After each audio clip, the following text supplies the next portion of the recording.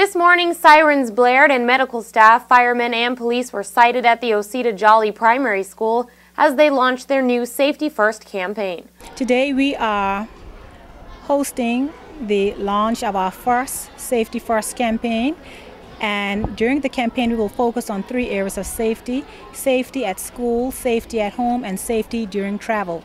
The purpose of this campaign is to cultivate safety practices among students, school staff, and the community at large. The safety drill, which took place this morning, was a physical demonstration as to how students should react in an emergency situation, starting with an emergency evacuation drill.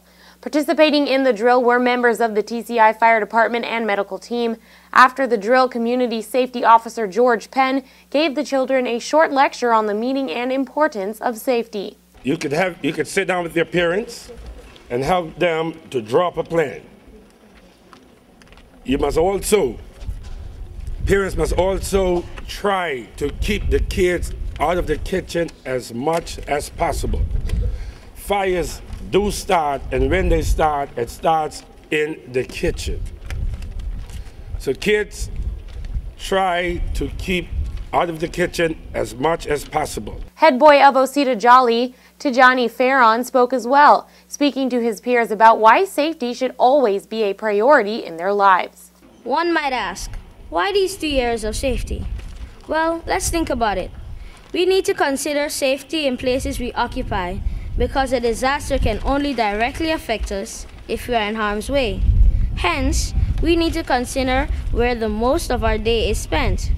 And for us, the majority of our time on most days is spent at home, school, or moving from one place to another. According to Hanfield, in preparation for the special event, 7 teachers went through first aid training. Today, they all received certificates. Inspector Hilton Duncan from the Royal Turks and Caicos Police Force gave students and staff of Oseta Jolly safety tips, and safety supplies were handed out by various sponsors. Principal Hanfield told News 4 that today was just the first day of Safety First, and the campaign will last all week. They will be able to be a part of an exhibition that we're going to be holding on Tuesday, where we're going to transform an actual classroom into a house. So they will learn what they should do, what they shouldn't do, safety measures at home. For travel, we're going to give them guidance, particularly in the use of the road, how they should walk, how they should cross the road using the pedestrian crossing, how they should make sure they are facing oncoming traffic, for safety purposes. And we have some videos we're going to be showing. It's going to be a week of excitement.